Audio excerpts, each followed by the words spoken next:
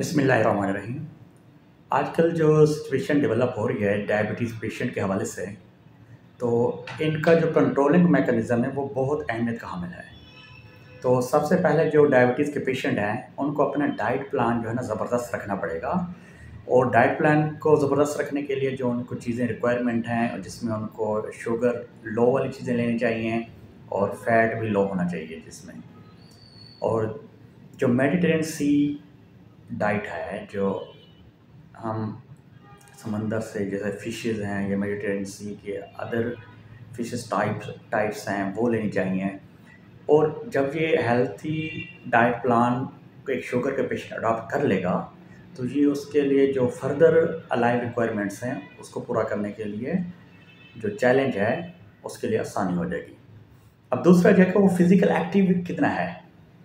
अब हमारी जो रिक्वायरमेंट्स है जो डॉक्टर मेडिकल के हवाले से कि उसको 1 हफ़्ते के अंदर 150 से 170 घंटे जो है ना एक्टिव रहना है, एक्सरसाइज करनी है। अब अगर हम इसको थोड़ा-सा डे बाय के लिहाज से डिवाइड कर लें, तो हमारे जो है ना 35 से 40 मिनट जो है ना वो डेली बेस के बनते हैं, जिसकी वजह से उसकी बॉडी इतनी एक्टिव हो कि जो भी चीज़ें उसने खाई हैं वो आसानी से डाइजेस्ट हो जाएँ और बॉडी को जो है ना ईज़ी से एसिमिलेट हो जाए। और तीसरी बात यह है कि वो अपने आप को स्ट्रेस से कंट्रोल रखे। स्ट्रेस जो आजकल के फैक्ट्री एनवायरनमेंट है, ये डायबिटीज़ के पेशेंट को बहुत ज़्यादा डिस्टर्ब करता है, क्योंकि स्ट्रेस की वजह से भी डायबिटीज़ बढ़ सकती है। बाज़ औक़ात पेशेंट को किसी स्ट्रेस की वजह से हो सकती है। तो इसलिए स्ट्रेस को कंट्रोल करना या मॉनिटर करना बहुत अहम है। तो स्ट्रेस को जो है ना काबू करना है। उससे स्ट्रेस के बाद जो है ना आपने ये चेक करना है कि आपका जो डेली एग्ज़ामिन है, जो एक सेल्फ अकाउंटेबिलिटी पेशेंट है, जो खुद पेशेंट अपने साथ करता है कि उसका आई कैसी है, उसकी नर्व कैसे काम कर रही हैं, आई साइट उसकी स्ट्रॉन्ग है या वीक तो नहीं हो रही है, इसको भी देखना है। उसके अलावा उसने अपने जो है ना ग्लूकोमीटर से अपनी डेली बेसिस पे जो है ना कंसंट्रेशन शुगर की चेक करनी है और उसको नॉर्मलाइज़ रखना है। और ये चेक एंड बैलेंस जो है ना इम्पोर्टेंट है।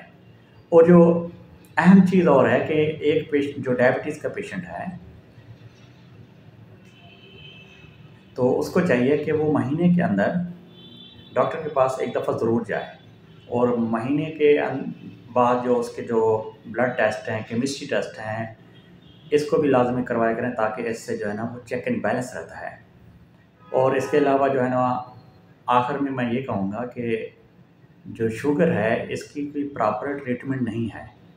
तो इसके लिए आपको चाहिए कि अपने आप को जो है ना मॉनिटर रखना है, चेक एंड बैलेंस रखना है कि आया कि मेरी जो रवानगी है, ब्लड शुगर कंसंट्रेशन है, वो सही तरह से चल रही है। अगर ये सही चल रही है तो आप इंशाल्लाह जो है ना बहुत ज़्यादा अच्छा वक़्त गुज़ारेंगे और हेल्दी लाइफ़ गुज़ारेंगे।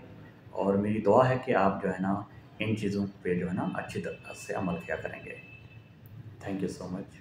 पाकिस्तान ज़िंदाबाद।